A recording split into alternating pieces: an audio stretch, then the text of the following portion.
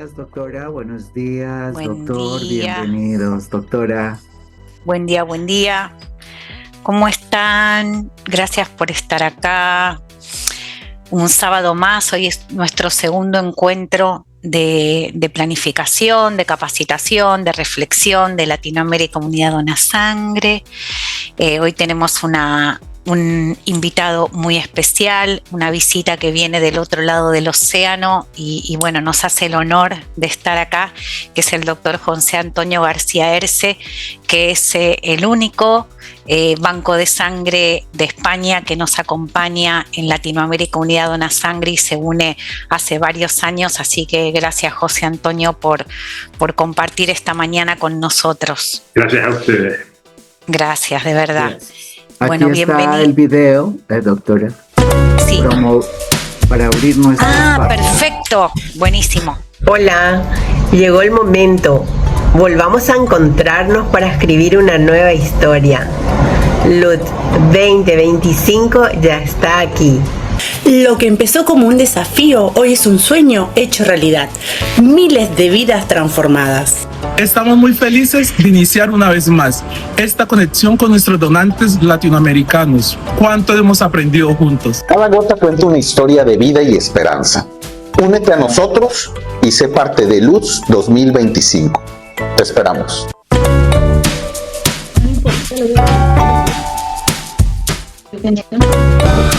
Muy bien, doctora, aquí estamos. Hermoso, muchas gracias a los promotores que se sumaron, los compartimos en las redes, esto buenísimo, gracias, muchas gracias.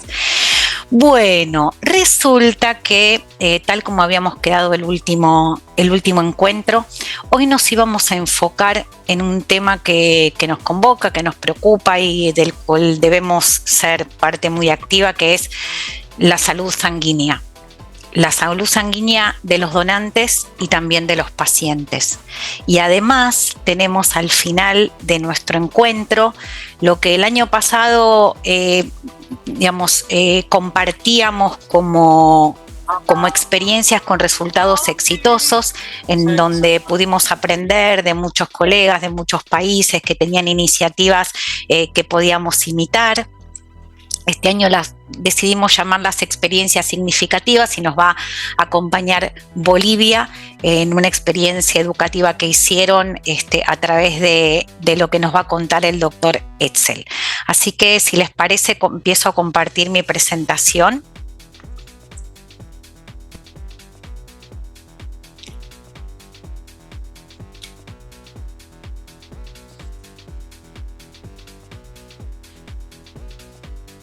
Doctora, buenos días. Buen día. ¿Cómo está? ¿Me escucha bien? Soy el doctor Etzel. Te escuchamos muy bien, Etzel. Buen día. ¿Cómo estás? Bien, doctora, ya esperando mi presentación.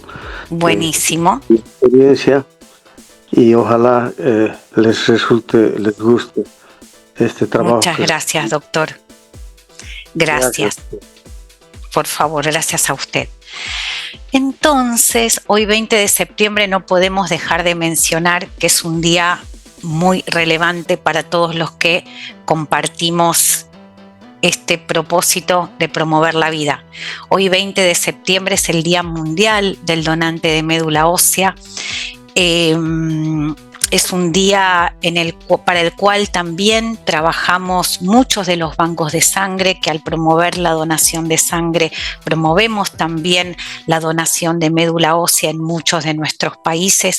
Solo para que tengan una idea, y esto está sacado de hoy a la mañana, hay un registro mundial de donantes de médula ósea. Hoy ese registro está formado por más de 42 millones de personas que se han inscrito al registro y que están disponibles para ser convocadas si algún paciente requiere o machea con su médula, con sus células progenitoras hematopoyéticas, con su sangre, y hay un total de más de 700.000 unidades de sangre de cordón, y esto bueno, en lo particular me resuena mucho porque soy dirijo el Banco de Sangre de Cordón Público de la Argentina, ¿no?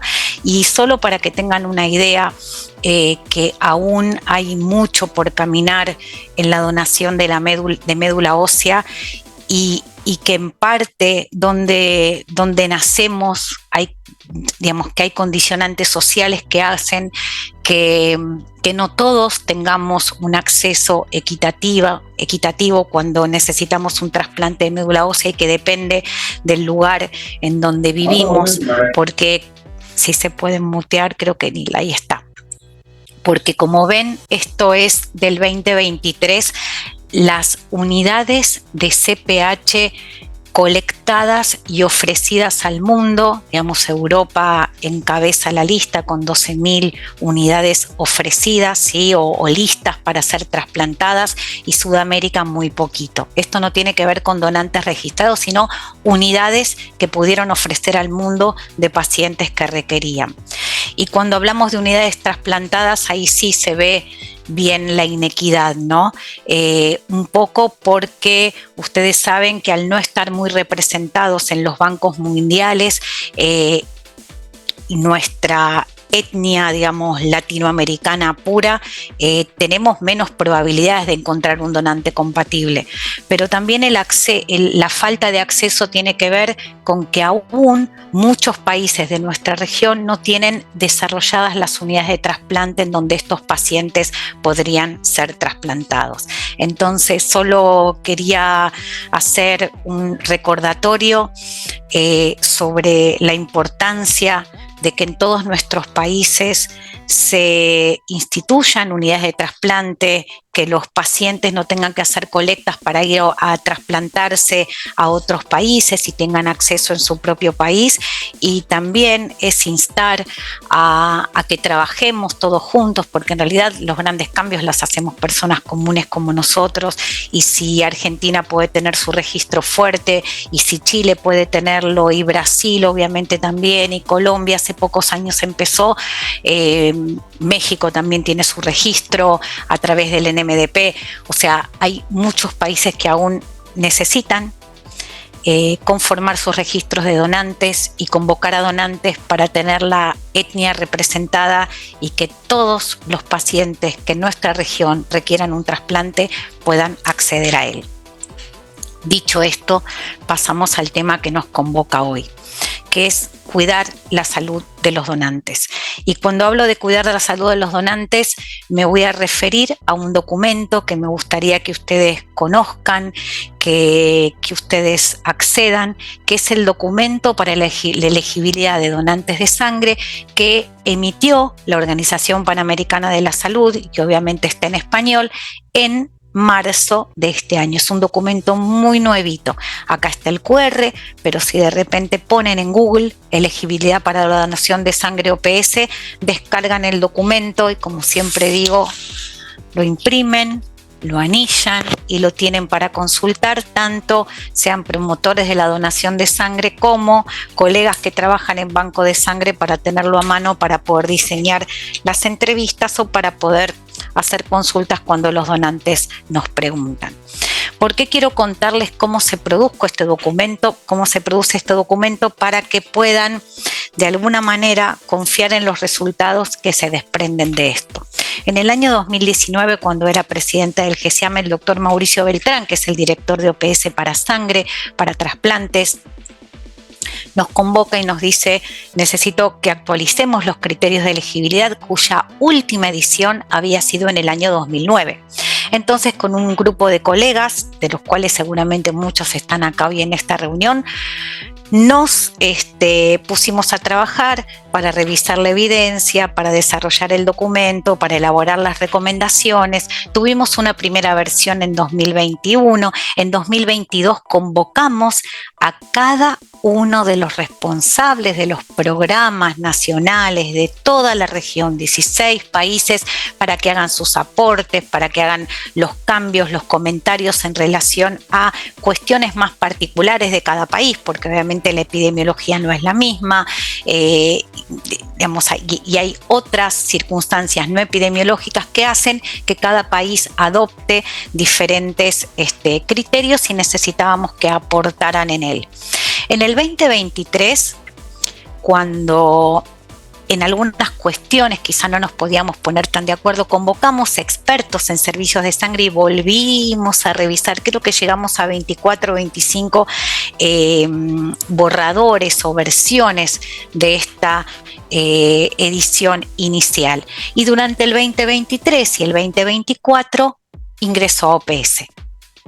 Ingresó a OPS para ser revisada por expertos de los distintos programas de HIV, programas de enfermedades de transmisión sexual, programas de maternidad e infancia y programa de equidad y diversidad de género, de sexo, ¿sí? Entonces, acá vamos. Uy, alguien hizo una raya, no pasa nada, pero no sé si se puede borrar. Bueno, ahí estamos. ¿De dónde sacamos la información para construir esta guía? Lo primero que hicimos es ir a la evidencia científica. Todo el gap que había desde 2009 a 2019 había obviamente cambiado un montón la evidencia, había salido evidencia nueva.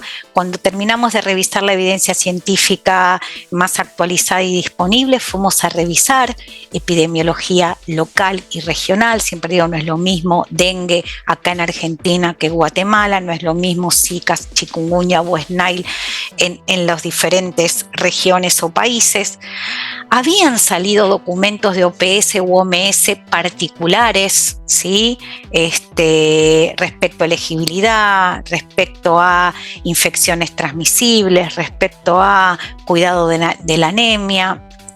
Así que también la fuimos a revisar. Nos guiamos por estándares internacionales, aquellos países que tienen mejor revisada y mejores decisiones toman en función de la evidencia actualizada, entonces hacen guías de práctica clínica muy frecuentemente y fuimos a ver las guías de Inglaterra o del Reino Unido, las guías de Canadá, las guías de Australia, las guías europeas, y cuando no nos podíamos poner tan de acuerdo y había discrepancia de opiniones y la evidencia no estaba tan alineada y era un poco contradictoria, ¿qué hacíamos? Nos reuníamos con expertos y tomábamos la decisión final. Cuando nos pusimos a escribir esto, y a mí me tocó, liderar desde la parte de elaboración del documento del proyecto,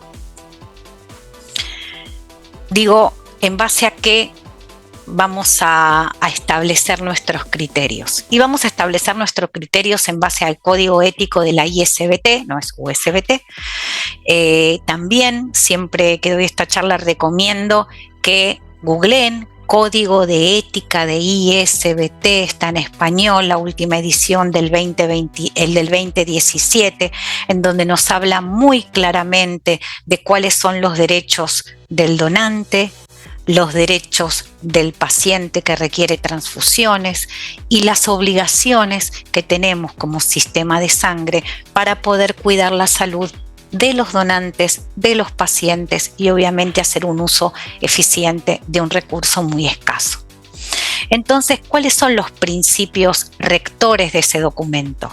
Primero, y yo pienso que son los mismos principios rectores que debemos tener en cuenta cuando nos enfrentamos a la entrevista que le hacemos al paciente, al donante todos los días, cuando nos enfrentamos a tener que actualizar nuestros criterios de aceptación de donantes, cuando nos enfrentamos a una pregunta que nos hace el donante si puedo o no donar estando en determinada circunstancia, cuando vamos a responder por sobre el conocimiento, técnico, hay principios filosóficos que nos tienen que guiar.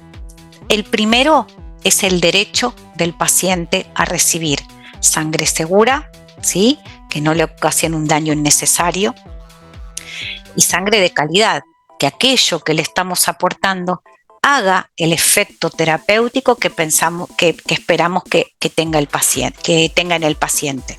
Que si voy a transfundir una unidad de glóbulos rojos, le suba el hematocrito o la hemoglobina en 1 en 1 o 3%, que si voy a darle una unidad de plaquetas, tengo un mínimo, digamos, de ascenso del recuento, sin hacer mucho doble clic ahí, ¿no? Pero de 5.000 a 10.000, es decir, que no lo exponga a un riesgo sin que eso signifique un beneficio terapéutico.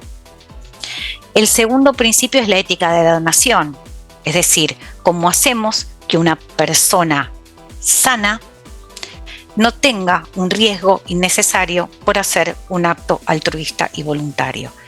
Nosotros somos los guardianes de cuidar esa salud del donante, y si bien sabemos que hay riesgos que son poco predecibles o que son, digamos, habituales pero en baja prevalencia, tratar de minimizar ese riesgo a lo máximo que nos sea posible. Y el tercero es el principio de precaución. Cuando no tengo la certeza, cuando no tengo la evidencia, cuando no estoy muy segura de qué decisión tomar, la balanza se inclina a los derechos del paciente y a la ética de la donación. Aún corriendo el riesgo, por ejemplo, si hablamos de donantes, de dejar fuera un montón de donantes que podrían ser elegibles. Pero desde el principio rector es preferible dejar fuera un donante que podría donar y no ocasionarle un daño al donante o un daño al paciente. ¿Vamos bien hasta acá? Vamos a seguir. ¿Cómo se estructura este documento? Es muy sencillo de abordar.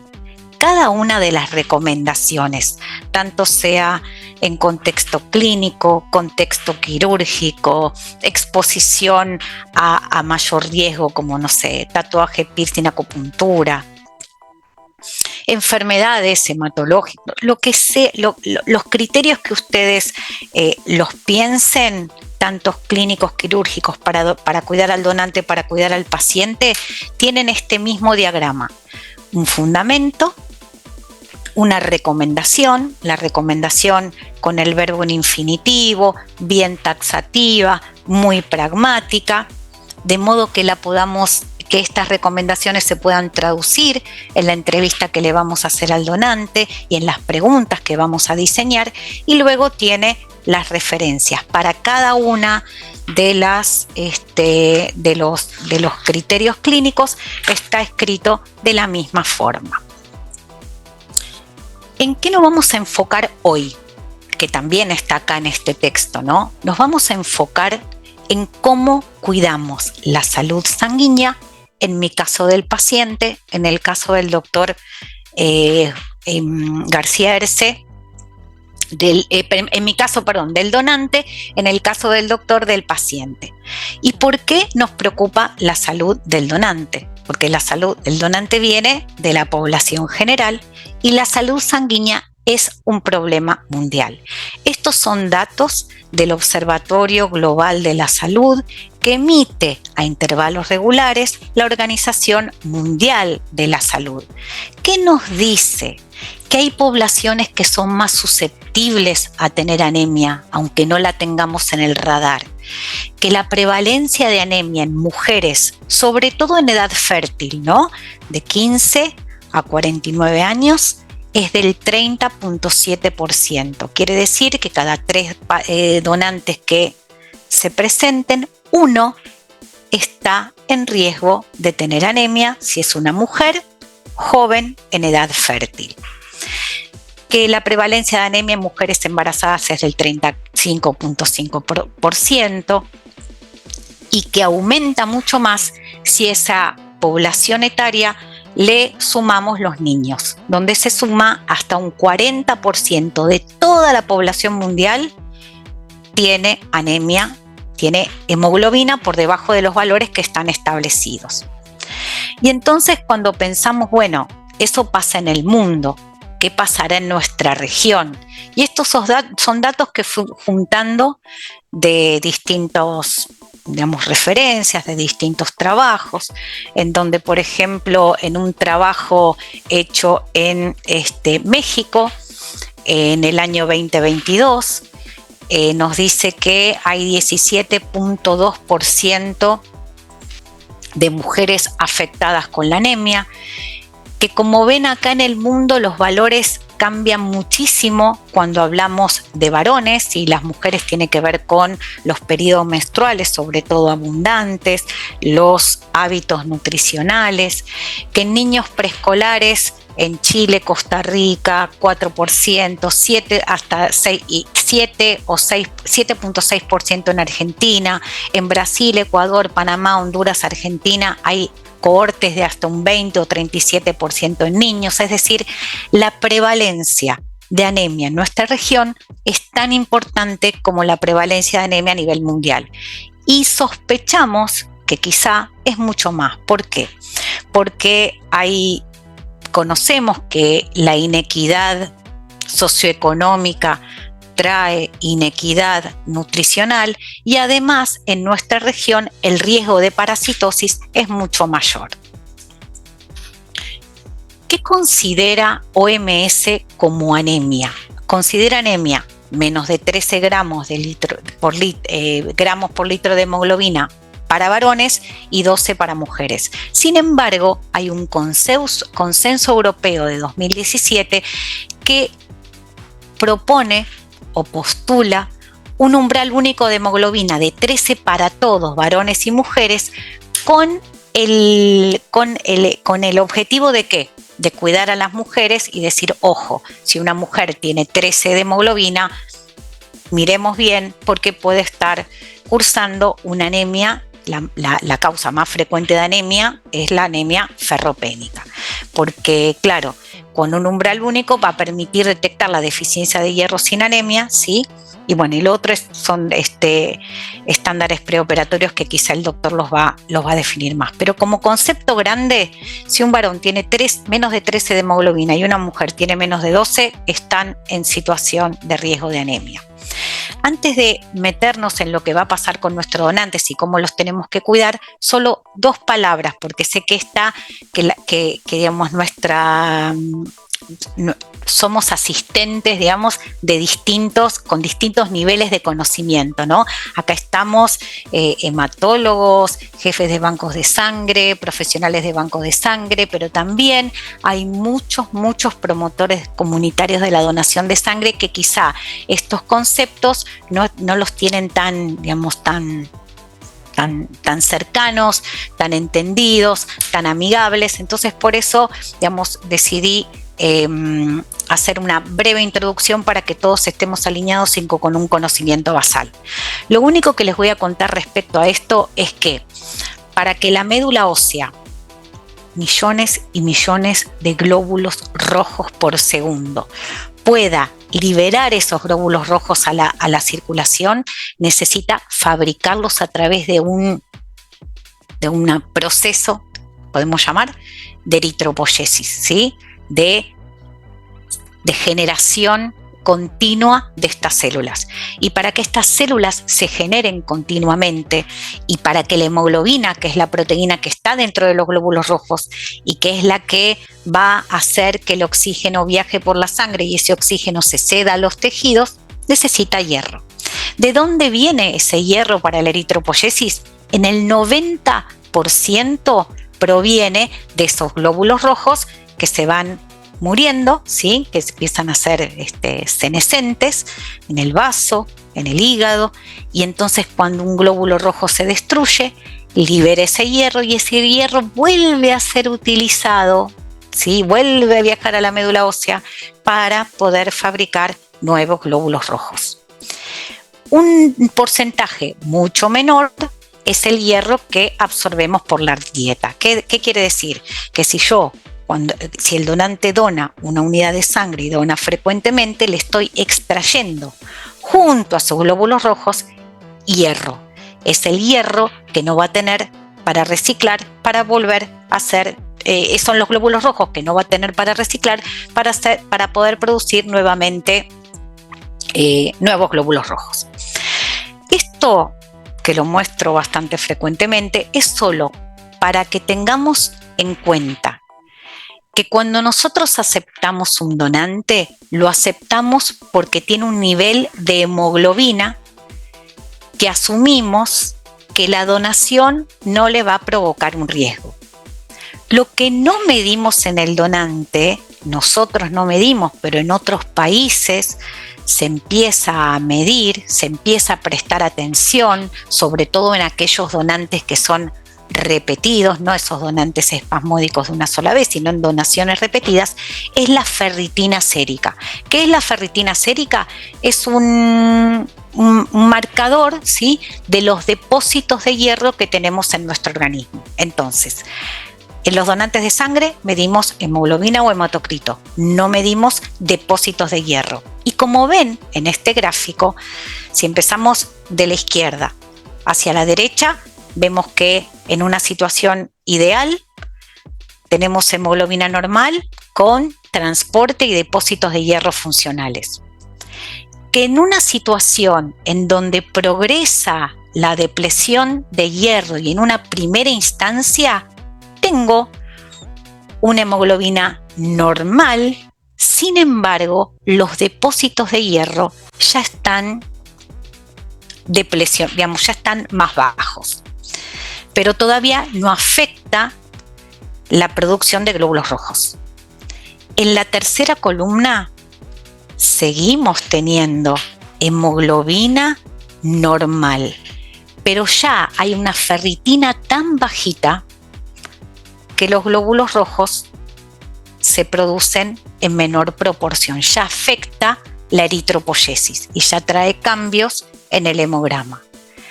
En el cuarto estadio recién detecto la hemoglobina baja y ya los depósitos de hierro están muy alterados. Vimos que la anemia es muy prevalente. Vimos la importancia que tiene el hierro para producir glóbulos rojos. Vimos también que somos ciegos a los depósitos de hierro de los donantes, que solo medimos la punta del iceberg. En todo este contexto, ¿cómo hacemos para que la donación de sangre no le afecte negativamente en función de su salud sanguínea? Tenemos 5 pasos o 5 procesos o 5 tareas, si quieren, o acciones a las que tenemos que prestar atención para que esto, para que el donante no sufra las consecuencias de la donación, que están interrelacionadas entre sí. El primero es el intervalo entre donaciones. Cada cuánto es bueno que done un donante para no quedar ferropénico. El segundo es la edad de donante. Tercera, cuánta sangre le extraigo. Cuanto más sangre, más volumen sanguíneo, más hierro. Cuarto, ¿cómo medimos ese hematocrito o esa hemoglobina? ¿Qué pruebas le hacemos a los donantes para cuidar su salud? Y en quinto lugar, ¿cómo le enseñamos, cómo lo acompañamos a cuidar su salud sanguínea siendo donante de sangre? Vamos con los intervalos entre donaciones. Acá no puse ¿cómo se llama? La referencia. Bueno, se las debo. Es un estudio muy grande y bastante paradigmático que se hizo en el año 2015 que se llama HERS, ¿sí?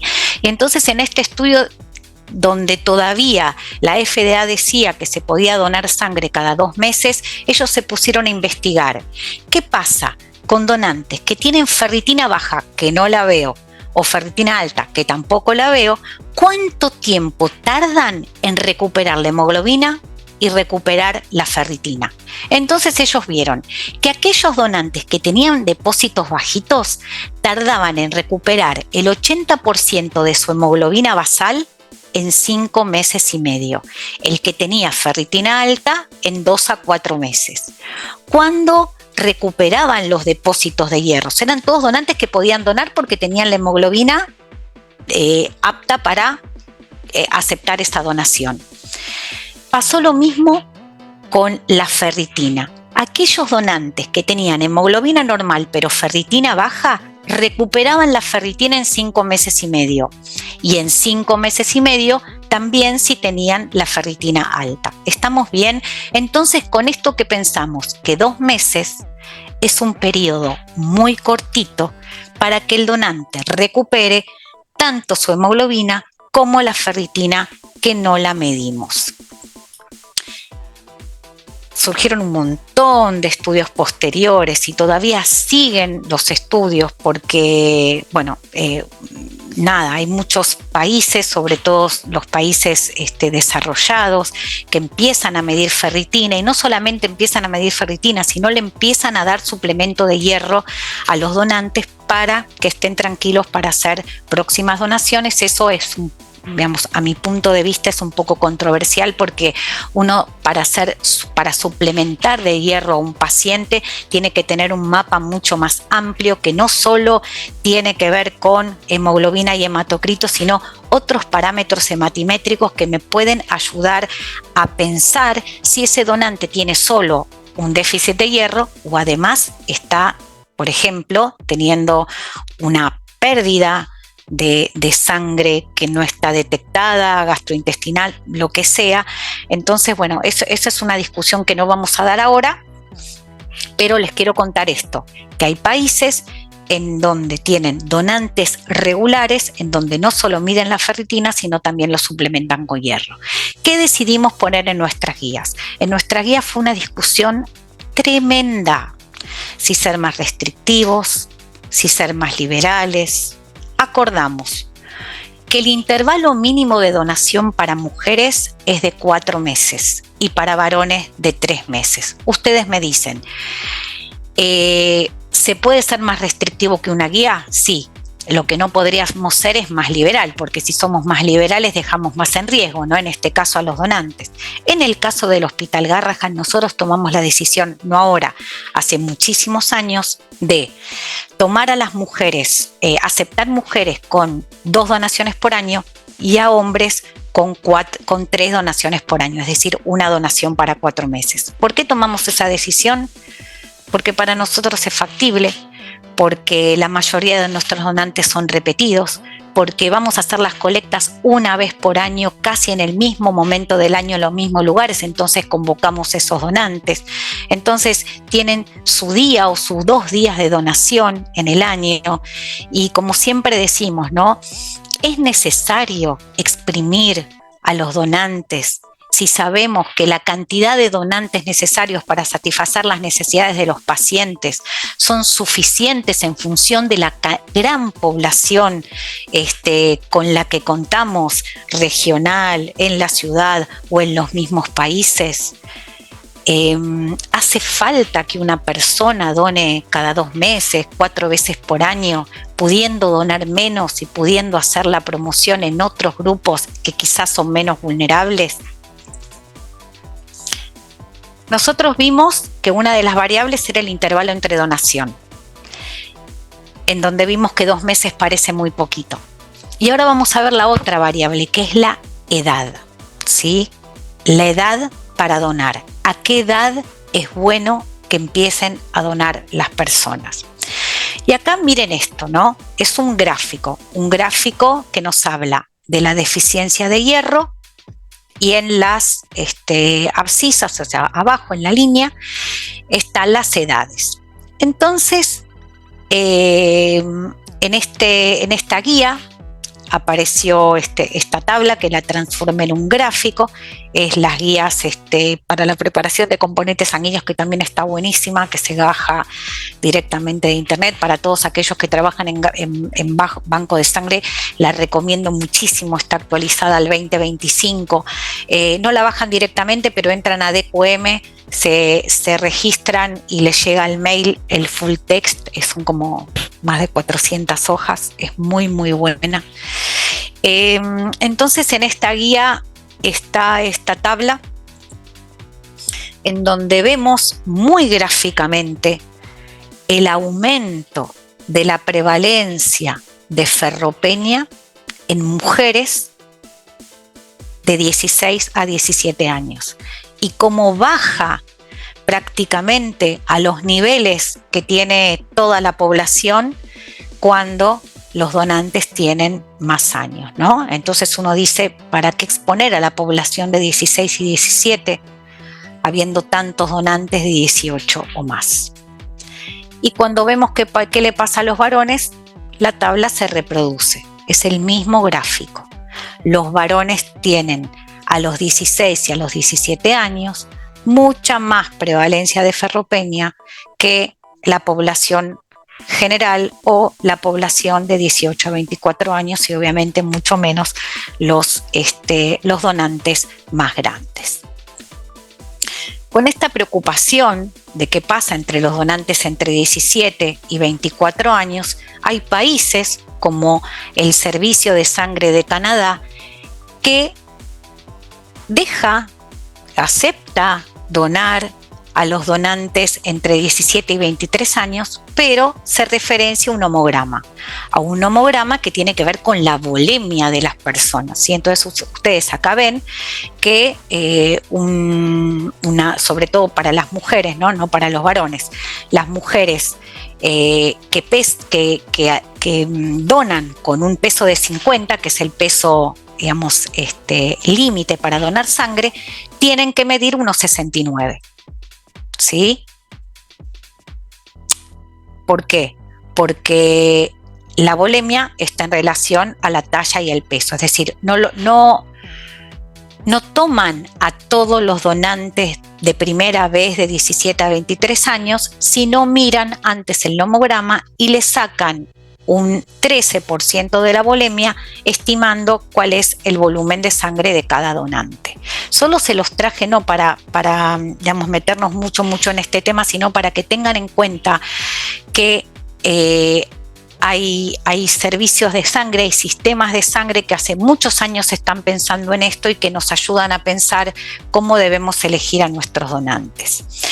Pero el tema de la edad no solo se ajusta, y esto lo traigo como más para mirarlo, no solo se ajusta por la prevalencia de la anemia, sobre todo en una población que es muy vulnerable, ¿no? Y lo digo muy vulnerable porque hasta los 18, 19 años, todavía las personas están en crecimiento pondoestatural, en maduración cognitiva, y hay muchos estudios que hablan de déficit cognitivo, de déficit de crecimiento óseo relacionado con ferropenia y anemia en esas personas. Y en un momento, hace muchísimos años, la Sociedad Americana de Pediatría, no en una revista ni Transfusion ni Vox Sanguinis, no en una revista de pediatría, instaba a los servicios de sangre a no tener donantes frecuentes entre los 18 y entre los 16 y los 19 años por este tema.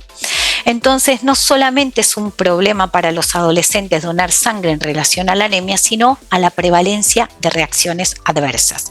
Los donantes más jóvenes tienen mayor probabilidad de tener reacciones adversas a la donación, sobre todo reacciones vasovagales. Y yo me pregunto, lo que nosotros queremos y esperamos cuando un donante se acerca por primera vez es que se convierta en un donante por toda su vida. Y es mucho menos probable que un donante se convierta en donante para toda su vida si la primera experiencia, como dice Analu, no es memorable. Si yo sé que tienen más prevalencia de reacciones vasovagales, trato de no exponer a esa población a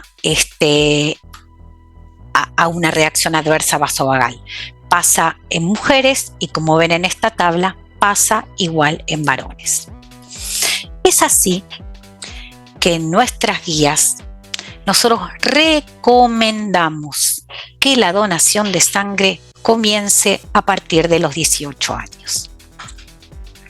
Y en países en los cuales dicho límite es inferior, o sea, hay países que tienen sus normas y dicen, mira, no, acá estamos recontra de acuerdo que donen a los 16, porque a los 16 vamos a las escuelas secundarias y los donantes quieren donar. Esa es una decisión, digamos, de cada banco de sangre, de cada servicio de sangre.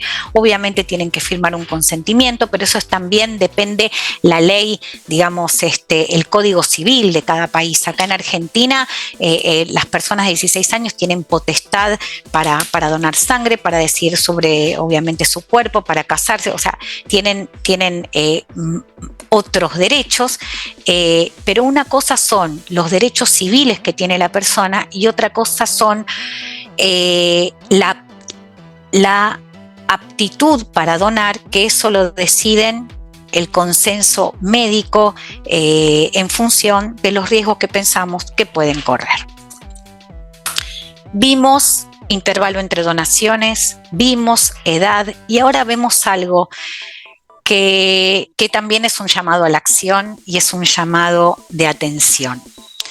Cuando más volemia extraemos, más glóbulos rojos sacamos, más probabilidad de ferropenia tenemos. En los bancos de sangre recomendamos que no se extraiga más del 13% de la volemia, y esto les traigo un ejemplo. Una persona que pesa 40, más o menos los médicos, sin hacer grandes cuentas, decimos que una persona tiene una volemia de 70 mililitros por kilo. Entonces lo único que hacemos es 70 por 40, listo. Entonces, ¿qué hacemos? Si nosotros tenemos una volemia estimada, calculamos más o menos cuánto es un 13% de la volemia de la persona, para no dejar la ferropenia y que tampoco para que tenga una reacción grave secundaria a la donación. Pero ¿cómo sabemos cuánto sacamos? Ya sé que para ustedes es obvio, pero a veces no es tan obvio. Lo sabemos porque extraemos en balanzas especiales que tienen que estar bien calibradas, que tienen que tener una agitación continua, porque si no hay un flujo continuo de agitación, el anticoagulante preservante que está dentro de la bolsa no se mezcla bien con los glóbulos rojos y entonces no solo se va a coagular y van a hacer coágulos, sino vamos a atentar contra la viabilidad de esas células preciosas, ¿sí?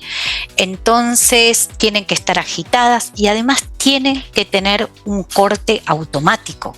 ¿Por qué tienen que tener un corte automático? Porque si yo estoy pesando una unidad, ¿no? Y de repente me voy porque atiendo otro donante y de repente un donante tuvo una reacción adversa y lo tiene que atender, probablemente pierda el control, no solamente del volumen, sino del tiempo que afecta al volumen. ¿Está bien?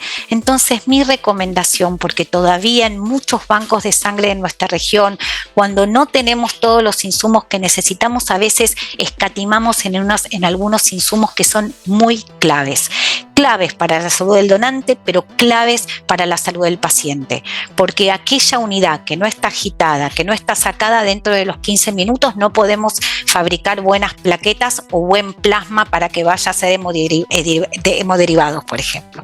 Si ustedes son donantes o conocen a personas que vayan a donar, díganle, no vayas a donar sangre o pregunta si te pueden sacar sangre en lugar de apoyar la unidad en una caja, como hemos visto en cajas de cartón. Si ese banco de sangre no tiene todas las balanzas que tiene que tener, espera para donar y espera a que te atiendan en un sillón que tenga balanza. ¿Sí? Y yo esto que acá que puse en rojo tiene que ver con que no es que a todos los donantes le sacamos el 13% de la volemia, eso que quiere muy claro, porque nosotros necesitamos sacar un volumen estimado que esté apropiado para ese tipo de bolsas y ese tipo de plástico, si quieren la tara de la bolsa, y también con el volumen de anticoagulante preservante. Vuelvo a decir, ¿para qué? Para que ese producto sea óptimo, para que ese producto haga el efecto terapéutico que tiene que hacer en el paciente, para que ese producto, una vez que yo lo voy a transfundir y lo paso tanto por la guía de transfusión o antes por un filtro de leucorreducción, no se me tape, no lo tenga que tirar y sea un producto bueno, con un buen hematocrito o un poca hemólisis para el paciente. Como donante, mirar que por favor me saquen con una balanza. Como los colegas que estamos acá, mantenimiento preventivo de las balanzas en cada sillón de extracción. Vimos intervalo, vimos edades, vimos volumen y balanza y ahora vemos hemoglobina. Todos los donantes que van a donar sangre merecen tener un control de hematocrito o hemoglobina, ¿sí?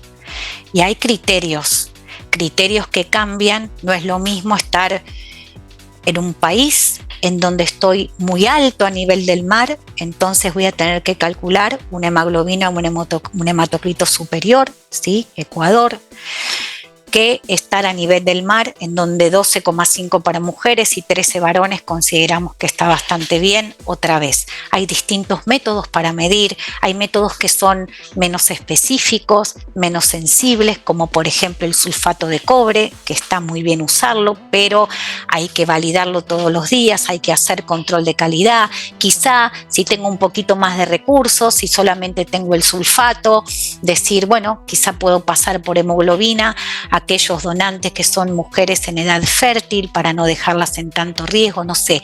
Cada uno verá qué estrategias puede llevar a cabo en función de los recursos que tenemos.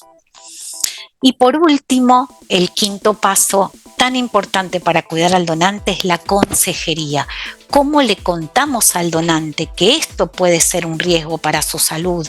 Para que esté atento, entonces es un peligro, voy a tener menos donantes porque si los donantes se enteran no van a venir. Todo lo contrario, estamos construyendo entre todos una comunidad que cuida a los donantes. Entonces, esto lo implementamos en el año 2015 en el Hospital Garrahan. Así como tenemos la hoja de información en donde le decimos los riesgos de donar, el periodo de ventana, dónde se tiene que comunicar si tiene una reacción adversa cuando sale del servicio, le decimos que cuando dona sangre hay un riesgo de anemia ferropénica. Entonces le contamos los intervalos entre donaciones, qué es el hierro, cómo se recupera, cómo debería alimentarse, etcétera. Pero también hace muchos años lo incorporamos en nuestro consentimiento informado, ¿sí? Me han explicado que pueden presentarse reacciones adversas en ese consentimiento informado en el que todos esperamos, y a veces es un poco difícil porque sabemos la vorágine del día, muchos donantes esperando, y por eso nosotros acá en Lutz promovemos muchísimo la donación con turno, porque eso nos permite darle a cada donante el tiempo necesario para realmente hacer un proceso de buena entrevista, de buena información, que el consentimiento informado sea un ida y vuelta, que no sea un trámite, que no lo lea solo el donante y que tenga la posibilidad de hacernos preguntas, de consultar sus dudas. Pero eso no lo podemos hacer si ya es el número 30 de donantes que estoy atendiendo, que tengo una cola de 20 donantes para atender, que me tengo que ir porque mi hijo sale de la escuela y no lo puedo, y necesito ir a retirarlo y tengo 30 donantes esperándome. Por eso, vuelvo a decir, en Lutz siempre hablamos de poder atender con turnos. Y entonces en el consentimiento informado también está el riesgo de anemia. Y hay una tercera parte en la consejería, ¿no? Que es cuando le hacemos el hematocrito, la hemoglobina, y se tiene que llevar algo y le tenemos que hacer firmar algo al donante que él recibió, ¿sí? La información fehaciente. Y hay que guiarlo al donante para que vaya a su médico clínico, para que vaya a su hematólogo, para que se haga un hemograma completo y un perfil de hierro, aunque sea sencillo, una ferritina, un porcentaje de saturación de transferrina, ver cómo están los reticulocitas. O sea, nosotros como banco de sangre tenemos un rol sanitario, tenemos la posibilidad enorme de impactar sobre población sana y detectar muy tempranamente circunstancias que pueden ayudar al donante. Bueno, si acá hay autoridades nacionales, jurisdiccionales nacionales, esto es lo que debemos hacer. Armonizar los criterios para todo el país, interpretar la epidemiología local, mantener la vigilancia, ver cómo nos va con nuevos criterios, tenerlos actualizados, poder capacitar tanto a la gente del banco de sangre como a los promotores, a los donantes, tener buenas guías, buena información. Si somos banco de sangre, lo que tenemos que hacer es leer la información actualizada, tener un procedimiento operativo estándar. Así como estandarizamos la inmunohematología, las infecciones transmisibles y trabajamos muy bien en los laboratorios y le hacemos control de calidad a los componentes, tenemos que tener procedimientos operativos de selección de nuestros donantes. Tenemos que diseñar nuestros POE, tenemos que hacer seguimiento de indicadores para analizar la efectividad de las medidas que tomamos. Otra vez, en nuestra web, en nuestro flyer, a los promotores comunitarios, tener información asertiva y fácil de entender.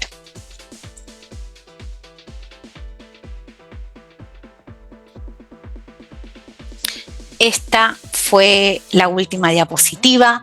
Espero que haya sido muy útil. Entonces, como les conté al principio y para no perder el hilo, ¿sí?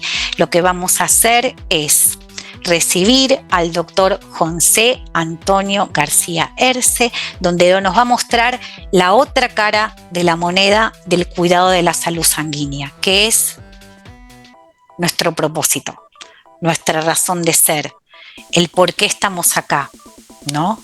¿Qué pasa cuando hacemos todo este trabajo?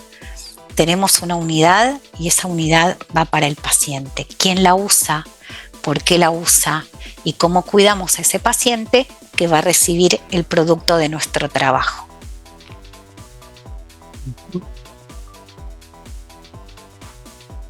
Muchas gracias, Silvina. ¿Se me oye?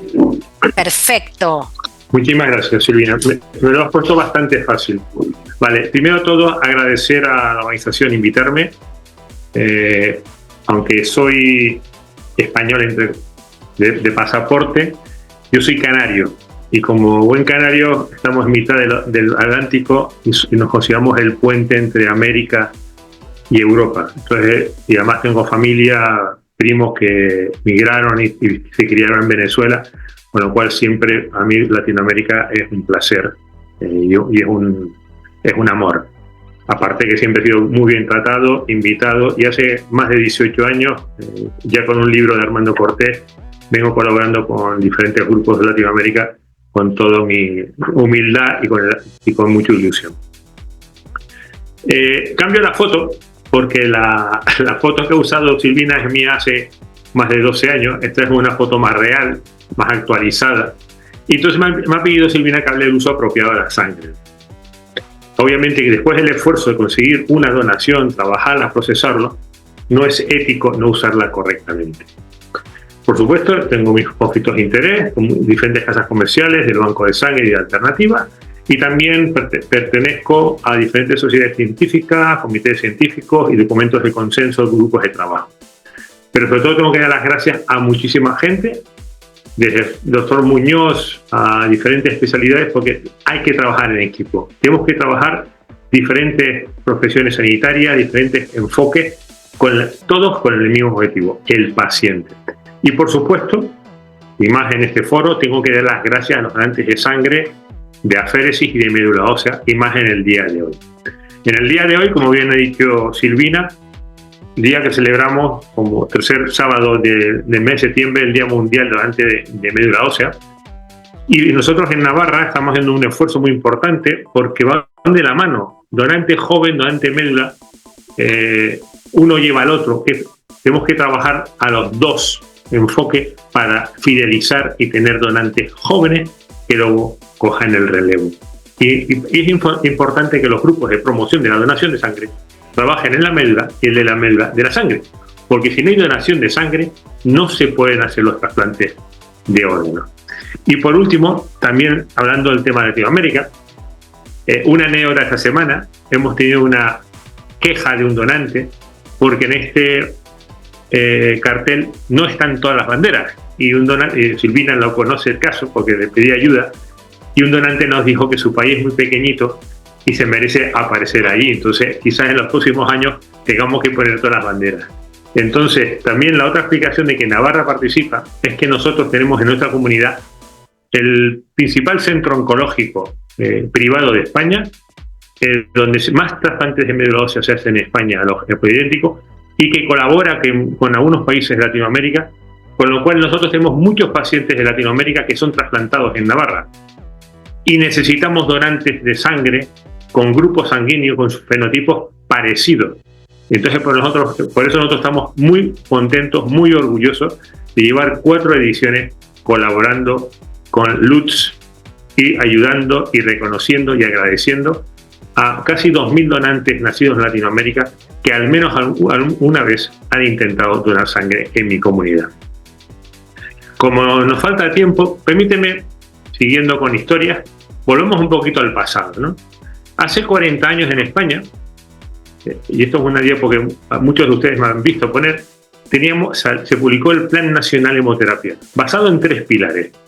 El primero era la autosuficiencia en el consumo de sangre y derivados, basada en donación altruista, y llevamos más de 40 años luchando y se ha conseguido que la donación altruista en nuestro país, la donación de sangre sea altruista, voluntaria y no remunerada. Y este es el objetivo de GESIAM, de Lutz, y yo creo que sí se puede conseguir. Costará, tardaremos años en conseguirlo, pero se puede y se debe conseguir. En esta autosuficiencia, como he dicho, depende de las donaciones y debe ir acorde a un consumo. Estas donaciones son gente voluntaria, sana, que viene a nuestras instalaciones con esas balanzas automáticas, y esa sangre es fundamental porque hoy en día sigue siendo de origen humano, no hay otra alternativa, es un sustituto insustituible, único, que cada día es más seguro, que obviamente solo puede venir donantes de sangre, que esto tiene que ser, como he dicho, sano, altruista y voluntario, y en la medida no familiar, que es la figura del donante no remunerado, que es nuestro objetivo. Y como muy bien ha dicho Silvina, tiene un margen de edad, nosotros decimos más de 18 años, con un peso mínimo, respetando la bulimia e intentando que tengan una buena hemoglobina para poder donar. Si no cuidamos al donante, no tendremos donaciones. Estos son nuestros resultados. Nosotros en el año 23 en España hubo casi 1.700.000 donaciones, más de 1,5 millones de sangre total, con una tasa de 15 donaciones por 1.000 habitantes, descendiendo progresivamente esta tasa de donación por 1.000 habitantes, a pesar del incremento de la población. ¿Por qué? Porque todavía seguimos teniendo problemas, aunque está muy bien organizado. De vez en cuando nuestros centros tienen que poner mensajes como estos, que muchos de ustedes conocerán. Y muchas veces tenemos la sensación que tenemos que perseguir al donante.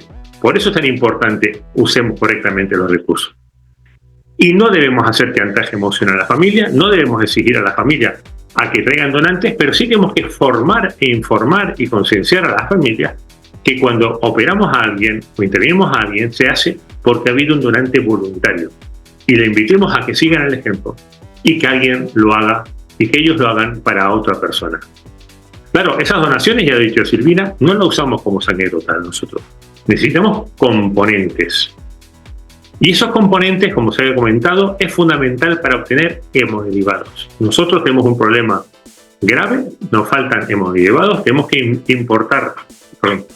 ¿Y por qué son importantes los hemoderivados? Ese plasma.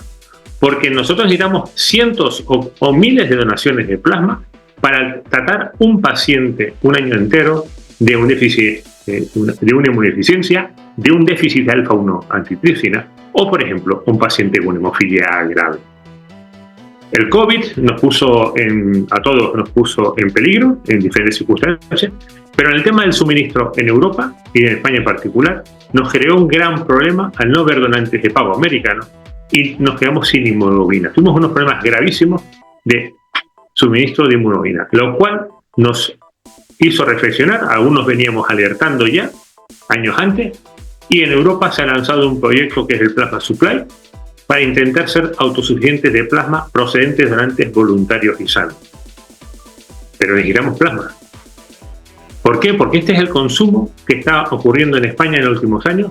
En 10 años se ha duplicado el consumo de albúmina, se ha duplicado el consumo de inmuno, incluso el último año ha crecido un 22% de inmuno. Esto visto en el tiempo, los últimos 10 años, hasta el año 22, en España éramos capaces de autoabastecernos con el 60% de la albúmina de nuestros donantes, 25% de la inmuno, el 55 factor. Pero en el año 23, por el incremento del consumo, ha bajado a apenas la mitad de la alúmina procede de nuestros donantes y una cuarta parte del inmuno de nuestros donantes. Por eso es tan importante la donación de FERSI y el uso óptimo de la sangre y los derivados. Nosotros, y además ha sido publicado en GESIAM, hemos trabajado en diferentes informes de guías de uso óptimo de la alúmina, de las hemoglobinas y diferentes circunstancias. ¿Qué hacemos con la sangre? Para el bien de nuestros pacientes, como bien se ha comentado, tenemos que proteger al donante. Es fundamental evitar, entre otras cosas, es desangrarlo. El único vampiro que existe, fuera de las películas de ciencia ficción, somos los médicos. Entonces es importante cuidar muy bien a nuestros donantes y no desangrarlos. Y el otro problema que tenemos es la falta de donantes jóvenes. En España, en Europa, nos faltan donantes menos de 30 años. Y esta es la imagen de mi población. El principal colectivo de donantes de nuestra comunidad es la generación X. Y los boomers que se están jubilando, nosotros tenemos donantes de más de 70 años donando en forma, están cuidados, porque no tenemos millennials. Entonces, por eso es tan importante el uso óptimo, porque nosotros en unos años tendremos un problema grave de donación y de falta de donantes si no hay un cambio poblacional o un cambio demográfico. Y lo que no podemos hacer es hacer los donantes llegar hasta los 80 años siguiendo donando como hizo el bueno de James Harrison. Pero claro, todo esto también tenemos que asegurarnos la seguridad del receptor. De esas 1.800.000 donaciones que comenté, en España en el año 23 se transfundieron casi 1,5 millones de matíes, 250.000 plaquetas y casi 120.000 plasmas. Cada día en España se transfundían más de 5.000 componentes. Cada hora 220. Cada minuto 3 hematíes. ¿Y esto es seguro? Tiene que ser seguro y se tiene que usar correctamente. Por su respeto a los donantes y respeto a todos ustedes que trabajan mucho para conseguir sangre. Nosotros sabemos, y durante mucho tiempo, teníamos el riesgo más importante, el riesgo más mediático, era el riesgo de transmisión de enfermedades, sobre todo de transmisión sexual, en la sangre. Eso tuvimos el problema grave en los años 80 con el SIDA, en los años finales de los 90 con la hepatitis C. Hoy en día, la mayoría de los centros podemos decir que nuestra sangre es segura desde ese punto de vista. A nuestros donantes tenemos que agradecer su compromiso y tenemos que decir a nuestros pacientes que están en buenas manos. El riesgo en España ahora mismo, en el año 23, se estima que el riesgo de transmitir una hepatitis C de donante habitual sería 1 por cada 96 millones de donaciones y el SIDA 1 por cada 5 millones de donaciones gracias a la tecnología de transmitir, no digo de desarrollar. La sangre es segura, pero ¿dónde está el problema? Lo más surrealista en estos momentos de la sangre no es que no sea segura y de calidad, es que cada día se notifican más reacciones adversas. Este es el reporte británico. Cada día hay más notificaciones de incidentes de la transfusión. Posiblemente no es que se haga la transfusión menos segura, sino que hay cada vez más libertad y más confianza para reconocer los errores. Pero el problema es que esa transfusión está asociada a complicaciones. Y esas complicaciones pueden ser incluso de mortalidad. En el sistema británico de mortalidad, en el año 24 hablaban de 59 fallecimientos posibles o probables relacionados a transfusión, siendo la causa más frecuente, y eso comentaré más tarde, el taco. Como he insistido, nuestro producto es seguro, porque hacemos una buena promoción, buena selección, la colecta, como se ha explicado, es correcta, procedimiento industrial, hacemos los test e incluso llegamos a inactivas. El problema, y por eso es importante la formación de los clínicos y los diagnosticados, es la transfusión en sí, el momento de la indicación. Por desgracia, en este momento, entre el momento de la indicación al momento, sobre todo de la administración, es donde se ocurre la mayor causa, el momento de errores en la transfusión. Y hay que recordar, como dice la OMS, que la sangre usada correctamente puede salvar vidas. O yo diría más, mejorar la calidad y dar esperanza a nuestros pacientes. Pero el uso inapropiado puede poner en peligro la vida. Y como bien ha dicho Silvina, tenemos que acordarnos siempre del código ético. El código ético, en la versión 2006, publicada en el 7, nos dice que los pacientes deben ser informados de los riesgos conocidos y beneficios de la transfusión y de las alternativas, teniendo el derecho de aceptar o rechazar el procedimiento. Ahí, con el medio informado, vemos el principio de autonomía del paciente. Pero también es muy importante el principio de la necesidad ética genuina. El principio de beneficio de justicia. La transfusión deberá ser cuando realmente falta al paciente que le haga falta, en el momento y en las condiciones que hagan falta. Porque como insisto, en el sistema británico, en el año 24, y esto es una cifra que se repite año a año, el 83-84% de los incidentes de la transfusión notificados son errores. Y como malos errores, todos son prevenibles. El error más asociado a mortalidad es el taco. Y no es la comida, es la sobrecarga transfusional, el edema agudo transfusional. El encharcamiento de los pulmones por una transfusión en exceso o puesta muy deprisa en pacientes riesgo. En Inglaterra, en estos 14 años, ha habido 157 fallecimientos asociados o probables por taco asociado a transfusión. Y por eso, en el momento de la transfusión, como forma de uso óptimo, hay que chequear correctamente, identificar al paciente, ver si tiene riesgos cardíacos, pulmonares, de líquidos, exceso de equilibrio, y si es así, tomar unas medidas preventivas y correctivas para reducir ese riesgo de sobrecarga. Nosotros en Navarra, pensando en eso, inspirados en campañas similares en Australia y en otros países, sacamos esta campaña. Cada unidad importa. Transfunde una y reevalúa. No incrementes el riesgo. Pero y eso, estamos asumiendo que hay una infraestimación. En un estudio hecho en Puerta de Hierro, el doctor Bueno, en este estudio fueron 25.000 transfusiones y ahora tienen más de 100.000 transfusiones monitorizadas de forma prospectiva. Ellos monitorizan las transfusiones, todas las transfusiones hasta las 24 horas siguientes, a ver si hay un efecto adverso. Con ese sistema de hemovigilancia proactiva, todas las reacciones adversas asociadas a la transfusión están entre 4 a 27 veces más que lo descrito en los sistemas o en la bibliografía. La muerte asociada a la transfusión sería 5 veces mayor de lo esperado y las complicaciones pulmonares o cardíacas entre 23 y 25 veces más que lo descrito en los libros. De tal manera que los riesgos de muerte por taco de edema de pulmón estaría alrededor de 1 por cada 1.500 transfusiones realizadas. Y la muerte por error de transfusión estaría cerca de 1 por cada 9.000 transfusiones. Por eso es tan importante el uso óptimo de la sangre. Y recientemente se ha hablado de una sobretransfusión, es que a lo mejor el paciente está bien indicada la transfusión, pero no es ni la cantidad ni la forma que se ha transfundido la adecuada. Ha habido un grupo de trabajo internacional de muchas sociedades científicas que ha propuesto recientemente el concepto de la sobretransfusión para que sea monitorizada y recogida el sistema de hemovigilancia.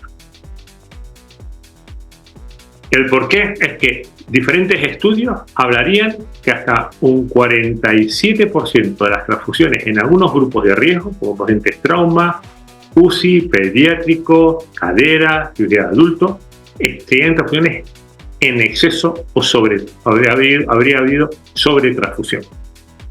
Y esto no sería inocuo. En muchos de estos trabajos hablarían de un incremento de la mortalidad, de las complicaciones o de los efectos adversos de los ingresos asociados a este incremento de la transfusión. Esto lo voy a pasar. Entonces, el tercer pilar que va al hilo de este programa, hace ya 40 años que nos decía que teníamos que hacer una utilidad óptima de la sangre y hemoderivados. 20 años más tarde, en la Real Decreto que regula la donación y transfusión en España, en el capítulo 40 y su desarrollo, hablan que tiene que haber comités de transfusión para la correcta utilización de la sangre y sus componentes. Y entre sus medidas tienen que ser la formación del personal y protocolos para evitar el uso inadecuado y promocionar el uso óptimo. Era tan grave el problema que Europa en el año 2010 sacó un manual de uso óptimo de la sangre. Vergüenza nos tiene que dar a los médicos para que nos tengan que sacar los políticos, precisamente los políticos, instrucciones para el uso seguro, clínicamente eficaz y eficiente de la sangre en Europa. En ese documento se definía como uso óptimo el uso eficiente de la sangre de origen humano, clínicamente efectiva y seguro. Entendido como eficiente aquella transfusión no necesario, no innecesario, perdón. Y esto es importante porque no solamente pasó en Europa, es que en el 2011, en el comienzo en Estados Unidos, alertaba que hasta el 50% de las transfusiones realizadas en los hospitales sería inapropiada, con un coste alrededor de 2.500 millones de dólares, o 3 billones según en inglés, al año por estas transfusiones. Y Inglaterra, en diferentes auditorías, encontraban más de un 50% del plasma usado inadecuadamente. Y tanto es así que en España el sistema de vigilancia, el doctor Muñiz, bellísima persona, amigos de todos ustedes, ya propuso en el 2011 que en la vigilancia en España el problema no era la seguridad del producto, el problema era el uso del producto. Que los errores errores de precisión, los errores de conservación estaba dando lugar. Realmente el problema era las transfusiones erróneas, innecesarias, inapropiadas e inseguras. Llegado a ese punto, ¿qué podemos hacer? Nosotros hicimos unas auditorías en algunos hospitales en España, en algunas urgencias, y encontramos en los servicios de urgencia hasta un 50% de transfusión inadecuada, o en la indicación, o sobre todo en la cantidad o volumen de las mismas. Por eso, por ejemplo, nosotros en Navarra no solamente hicimos la campaña de uno en uno y reevalúa, sino que hemos insistido fuertemente en los criterios de transfusión. La transfusión tiene que ser individualizada, ajustada a los riesgos de cada paciente, al proceso, a su estado cardiovascular y según sus circunstancias, si es mujer joven, 6, si es una persona sin riesgo cardiovascular 7 o cliente crítico, si es un paciente con antecedentes cardíacos o cardiovasculares 8, a cada uno valorar esta cifra de forma individualizada para transfundir. Pero no solamente lo hicimos con el hematíes, también hicimos una campaña del uso responsable del plasma, recordando dónde no transfundir ese plasma. Do not do, no haga usted, por favor, no ponga como mero suplemento alimenticio o como coloide. Y lo mismo, a partir del informe que hizo MAPAC de plaquetas, sacamos unos carteles para recomendar el uso de transfusiones profilácticas de plaquetas, cuándo usarlas, en qué con dosis y en qué cantidad. ¿Qué podemos hacer? Llegado a este punto, pues la solución está en nuestras manos. Muchos estudios observacionales, la OMS nos venía alertando, repito, observacionales, estudios hablaban que la anemia se asocia con perturbado clínico, como nos ha explicado Silvina, que el sangrado da lugar a más anemia y perturbado clínico, que las transfusiones, si sangra y se más anémicos, aumentan y que también estas se asocian, como hemos visto, con errores o reacciones o con complicaciones. Y todo eso se multiplica y se agranda entre sí. Con lo cual la OMS ya en el año 2010 empezó a alertarnos y decir, por favor, traten la anemia, optimicen la eritropoiesis, por favor, reduzcan el sangrado, minimicen el sangrado, eviten la coagulopatía y mejoren la tolerancia a la anemia, mejoren el sistema cardiovascular del paciente y para la transfusión de una en una y con reevaluación. Y de esta manera encontraremos mejores resultados clínicos.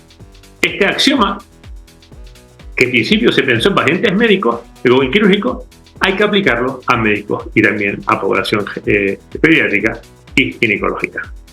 En ese documento de la OMS de 2010, en la Asamblea 63, nos decía que era necesario reducir las transfusiones innecesarias, que esto se puede usar por medio del uso clínico adecuado, evitando la necesidad de transfusión y con el uso de alternativas.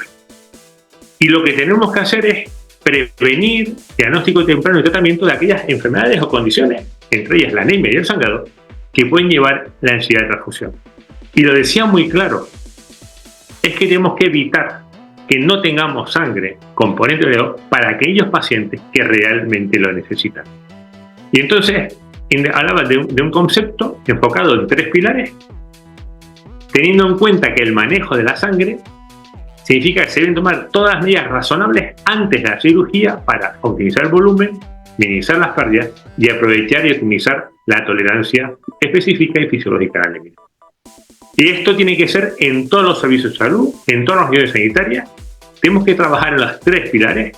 Esto es como un taburete. Si quitamos una pata, nos caemos. Tenemos que trabajar en los 3 pilares. Tenemos que trabajar en la anemia, en el sangrado y en la tolerancia. ¿Cómo? En el primer pilar, ya nos lo ha adelantado Silvina, tenemos que ir a la detección, evaluación sistemática y tratar activamente la anemia a los pacientes. No podemos discriminar a la mujer y asumir que por ser mujer tiene hemoglobina más baja. Hay que optimizarla. Tenemos que reducir el sangrado, tenemos que reducir el vampirismo, tenemos que reducir las pérdidas necesarias y tenemos que revertir correctamente anticoagulantes, anticoagulantes y usar la sangre del paciente y, por supuesto, optimizar la fisiología. Y esto hay que hacerlo antes del ingreso o durante el embarazo, en el momento de la cirugía, del parto o de la intervención y, sobre todo, acelerarlo para acelerar la recuperación del paciente. Y entonces, ¿qué entendemos por PBM? ¿Qué entendemos por paciente Patient Blood Management? Promover el buen manejo de estos pacientes. Y esto está enfocado, con la última definición del año 21, hablan de las 3P. El PBM es un enfoque basado en la evidencia, sistemático, centrado en el paciente, que lo que busca es mejorar los resultados del paciente mientras promueve la seguridad y el empoderamiento del paciente. Centrado, seguro y con resultados. Pero lo que no es el PBM es solo uso óptimo, tiene que complementarse con tolerante de edad. No es solamente programas de ahorro de sangre, esto no es cuestión de ahorrar sangre. Habrá que usarla a quien le haga falta. Y no es solamente programas de cirugía sin sangre de los testículos globales. Eso es una herramienta, pero tiene que ser para todos los pacientes. Y como muy bien dice la SAP, Rosy Osawa, mientras que el uso óptimo está enfocado solamente en el momento de la transfusión basado en la evidencia, informado, que solamente busca mejorar el uso de la sangre, y el objetivo es gastar lo menos posible.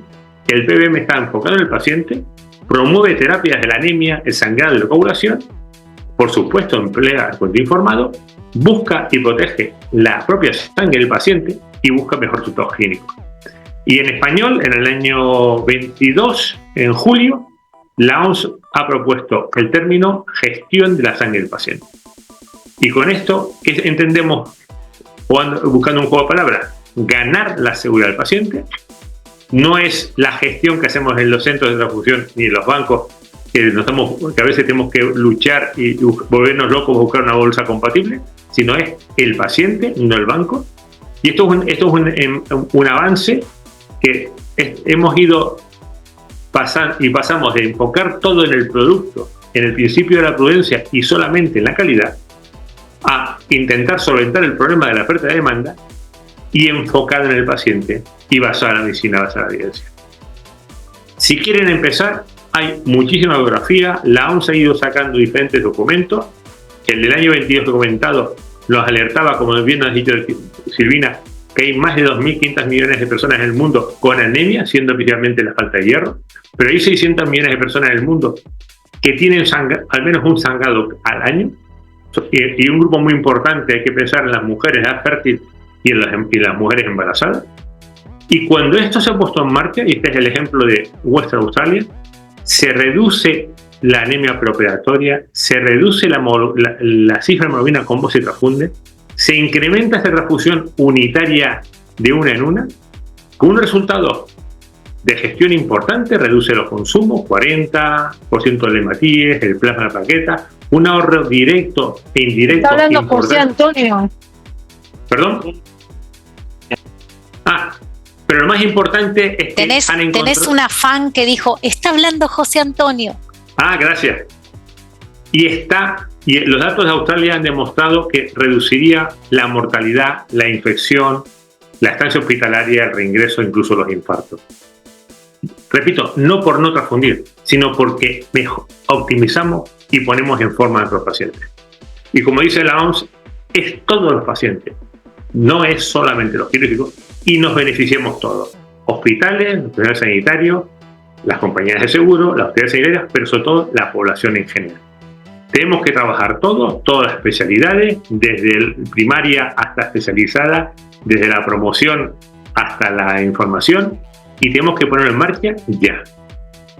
Y ya, como no arrancábamos, la OMS, como bien ha dicho Silvina, en marzo ha sacado un nuevo documento en el cual hemos tenido la suerte de ser revisores externos, y en ese momento la OMS habla de un nuevo concepto.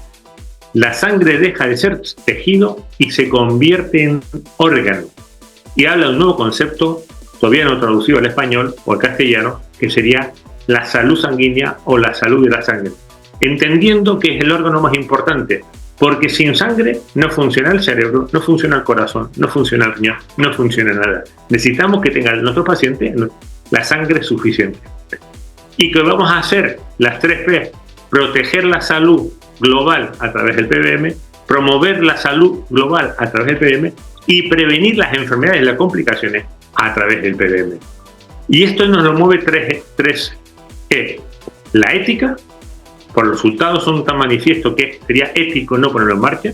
La económica, los resultados son tan eficientes que ahorramos dinero y podemos mejorar nuestro sistema sanitario. Y sobre todo la evidencia, son tan robustos los resultados que ya duele no ponerlo en marcha. Urge poner en marcha estos programas.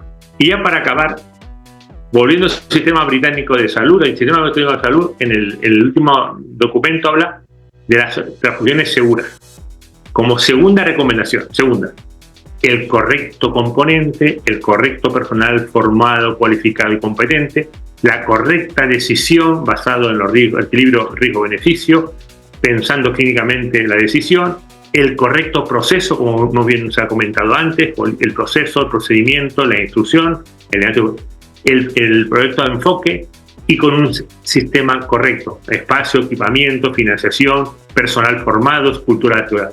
Esto es la segunda recomendación. La primera, maneje correctamente la anemia. Y es la mejor, y haga decisiones de transfusión seguras. Con esto, les traigo este artículo de 1946 de Danley, que fue uno de los padres de los criterios de transfusión en el año 39, que, haciendo referencia a un artículo de 1909, hace más de 115 años, decía: usada juiciosamente la transfusión seguramente mejore un valor y frecuentemente sea un recurso que mejore vida, pero injuiciosamente empleada seguramente se quedará en descrédito. Necesitamos que nuestros compañeros usen la sangre que nos cuesta conseguir de la mejor forma. Con todo esto, invitándoles a donar sangre y sobre todo a donar plasma, me despido y quedo a su disposición. Muchas gracias. Hermoso, muchas gracias. Qué lindo lugar, qué lindo que está diseñado. Gracias de corazón. Escúchame, te quiero hacer una pregunta. La que haga falta. Una pregunta. ¿Por qué pensás que, habiendo una evidencia tan robusta, está ese delay entre lo que se sabe y lo que se hace? ¿Cuáles son las barreras, como profesionales, como sanitaristas, como ciudadanos, que debemos ayudar a derribar para que ese conocimiento llegue muy... Claro, ¿no? Ahí estamos. Para que ese conocimiento llegue al beneficio del paciente. ¿Qué nos pasa? Hace años escuché que en un perspective de New England se lamentaba que había un retraso entre 8 a 12 años del paso de la evidencia de un ensayo clínico a la práctica real, y que podía ser a veces mayor hasta que las guías se aplicasen correctamente. Obviamente tenemos un problema los seres humanos, tenemos mucho orgullo, a veces nos puede, aplicamos el siempre se dice así. A veces, digamos, tenemos mucha carga asistencial, estamos cansados, no tenemos tiempo para actualizarnos y a mí me va bien. ¿Qué me vas a enseñar a mí si yo llevo años haciendo esto y mis pacientes están encantados? Porque somos muy reacios al cambio, por desgracia. Y tardamos. A veces no. A veces es prudente que haya un pequeño retraso para que lo que viene en un ensayo clínico luego sea realmente aplicable a toda la población, porque muchos ensayos clínicos tienen el error que están poblaciones muy seleccionadas. Pero cuando esto ya hablamos de años y décadas, lo que está poniéndonos en evidencia es que somos reacios al cambio. Y el otro problema que tenemos es que no tenemos interlocutores, porque muchas veces estamos muchos convencidos aquí y no hemos sabido transmitir a nuestros políticos, y a veces nuestros políticos no nos quieren escuchar, de la importancia. Los políticos hoy en día van al tweet, van a la alerta, al problema, van a la urgencia de ahora y no tienen la mentalidad, por desgracia nuestra, y son nuestros políticos, o sea, es reflejo de la población, que hay que planificar a medio y largo plazo. La donación hay que planificarla a largo plazo, el de trasplante hay que planificarlo a medio y largo plazo, y esto hay que planificarlo a medio y largo plazo. Y esto tiene que ir desde las escuelas, desde las facultades, formando, y esto al final es como la lluvia fina, gota a gota, gota a gota, y al final terminará empapando y tendremos una selva. Esperemos que sea una selva y que no sea moho. Claro. Bueno, no, gracias. Yo creo que te apoyo en todo lo que decís. Pienso que podemos hacer desde lo más chiquito, y creo que los comités hospitalarios de transfusiones, o los que ahora vamos a llamar comité de gestión de la sangre del paciente, pueden ayudar, porque muchas veces los cambios, también se dan de abajo para arriba. Lo pienso en voz alta, cuesta mucho, porque para tener un comité hospitalario de transfusiones tenés que tener el compromiso de los terapistas, cirujanos, anestesiólogos, enfermeras, director de hospital, y llegar a ese consenso también cuesta, pero pienso, y lo comparto con los colegas que están acá, que trabajamos en banco de sangre, servicio de medicina transfusional, cómo impulsar estos comités interdisciplinarios, porque también lo que vos dijiste ahí es lo que pasó así como sobrevolando, pero creo que hay que ahí quedarse un ratito, que es: cuando transfundimos mal, atentamos contra la ética de la donación y contra el esfuerzo que hacen todos los promotores comunitarios y donantes, porque cuando transfundimos mal estamos dejando sin oportunidad de transfundir a otro. Exacto. Está bien, no es que solamente va a tener el riesgo esa persona que se transfunde innecesariamente. El recurso es finito, entonces ese donante que pensó hacer un bien solo está exponiendo a un paciente a una transfusión innecesaria y dejando a otro sin la posibilidad de la transfusión, solo para que lo pensemos nosotros en este micromundo que nos armamos de la donación, ¿no? Totalmente de acuerdo. Está buenísimo, gracias, sos un genio.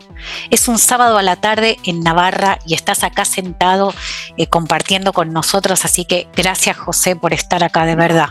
Y asado de calor, de aquí me voy a la ducha. No, ya sé, gracias. Por favor, quédate 5 minutos más para... No, me quedo el debate, me quedo. Perfecto, gracias. Bueno, te agradecemos de corazón todos los que estamos de este lado. Aprendemos mucho de ustedes y bueno, y de personas como vos, y tenemos nuestros mentores como Sabín, como el doctor Muñiz, Eduardo, o sea, ustedes son muy importantes para nosotros, Manolo, y todo lo que nos dan y lo que nos dieron hace que estemos más fortalecidos, así que gracias de corazón. Y ahora nos venimos a este lado del continente, porque ahora Analu nos va a presentar a quien nos va a presentar una experiencia significativa. Analu. Doctora Silvina, sí señora, tenemos a Bolivia con una experiencia significativa, maravillosa, de todo lo que ellos han venido haciendo a través de Latinoamérica Unida Dona Sangre. Fíjese que fue poco a poco, en estos 5 años, poco a poco, fuimos nosotros observando cómo ellos llegaban, cómo ellos participaban.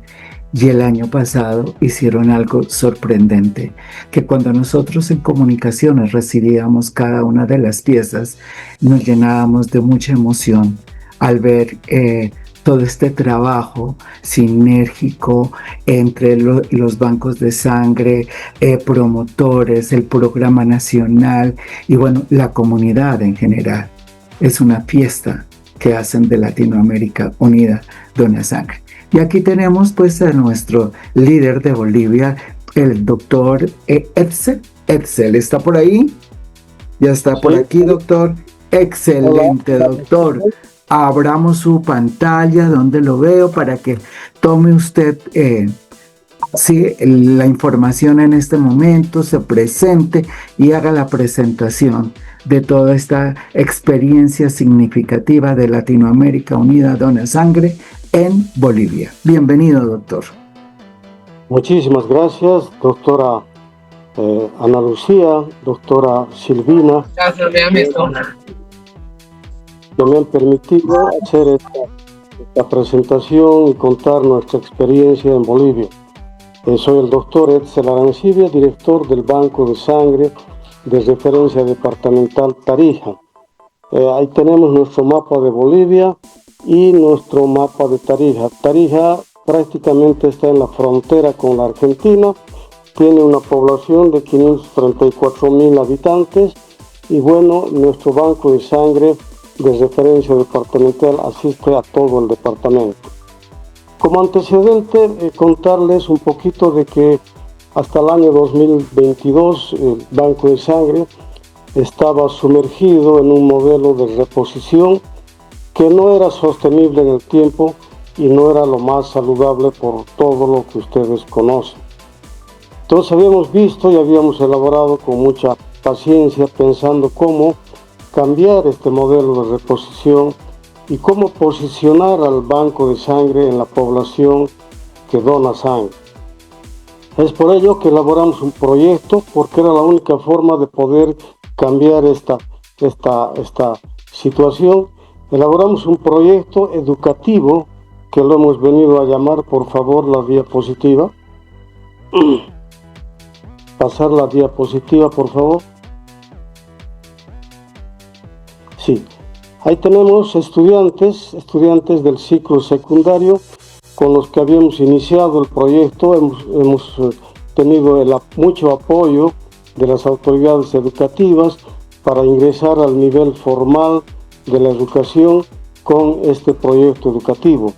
Este proyecto lo hemos venido a llamar el conocimiento básico de la sangre y la donación voluntaria, y que tiene por objeto continuar haciendo esa reversión de la donación por reposición, que hasta el año 2022 estaba entre 70 de reposición y 30 de la donación voluntaria. Como les vuelvo a decir, no era sostenible y no era lo más saludable.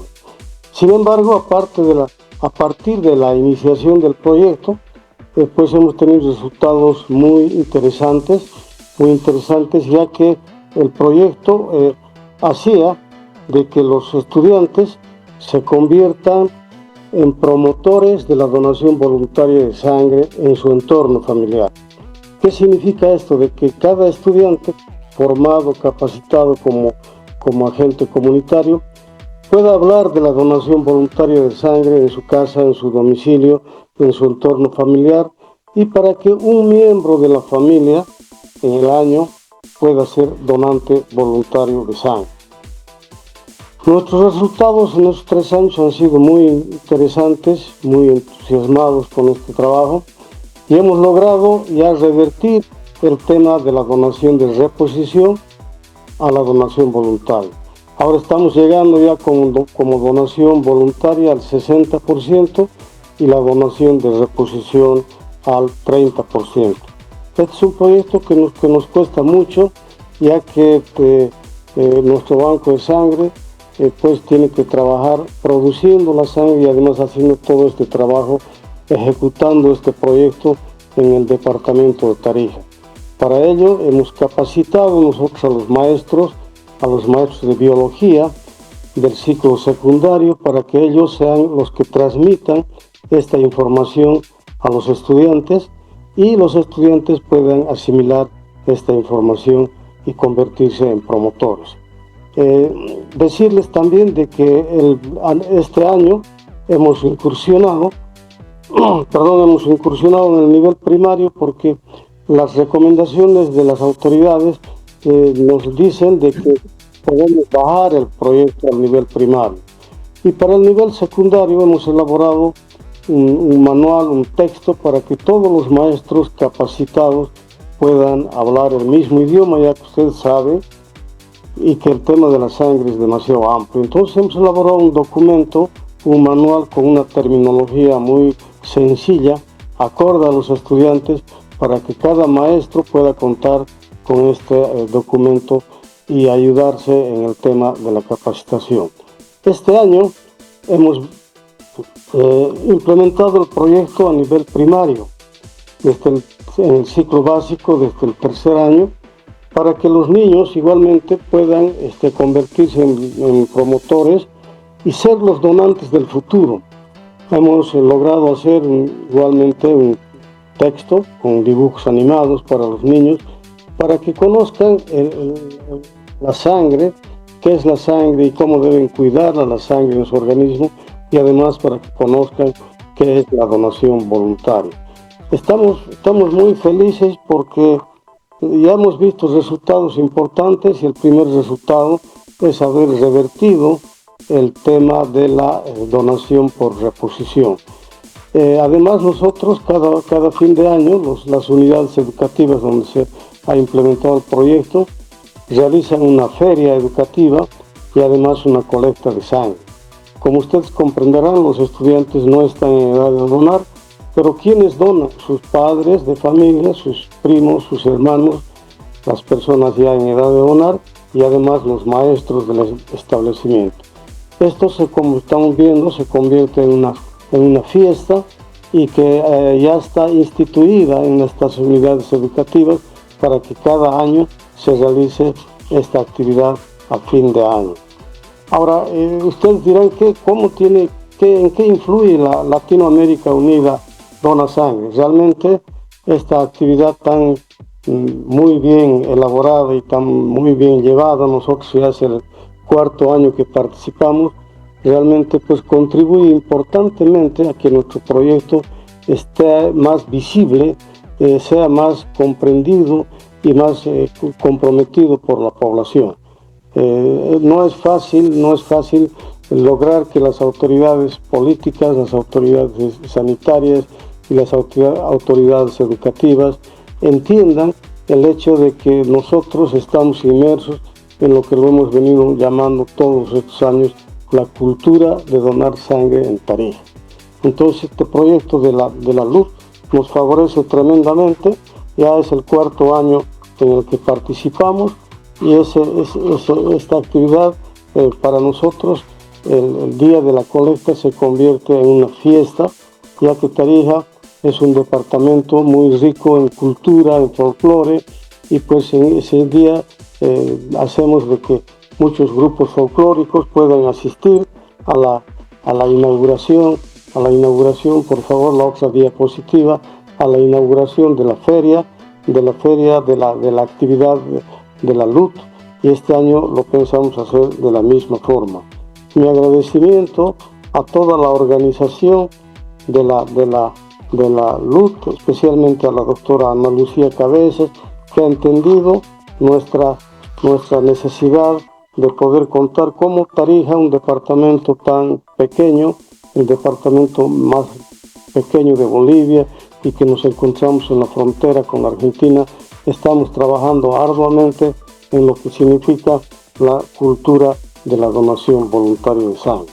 Contarles además de que el día 14 de junio, el Día Mundial del Donante de Sangre, inspirados en la asistencia con sangre a los niños con leucemia, nos ha llevado a que podamos hacer una canción que sensibiliza a los donantes y que la podamos mostrar a todos los grupos que donan sangre, para que obviamente pues sigan haciendo esta donación voluntaria de sangre.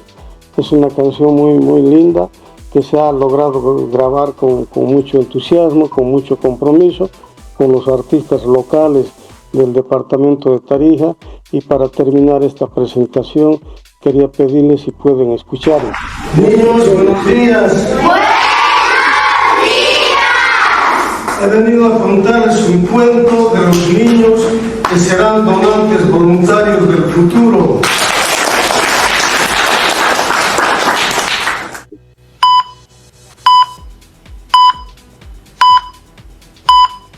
Porque yo,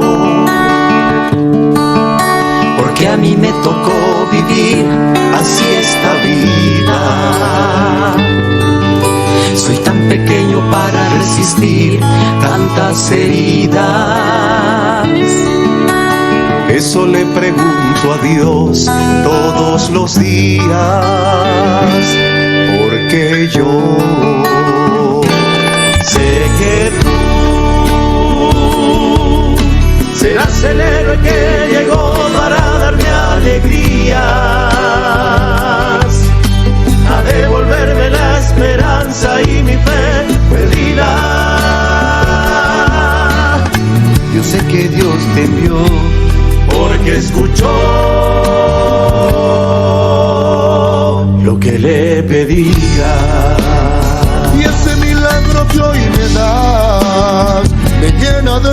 felicidad. Y mi corazón por siempre te lo agradecerá. Un poquito de ti sanará mi alma herida. Una gota de ti me dará más que vida. Un poquito de ti que me ayude a vivir. Un poquito de ti sanará mi alma herida. Una gota de ti me dará más que vida. Solo extiende tu brazo, quiero estrechar tu mano y sentir que mi rezo y mis plegarias nunca fueron en vano.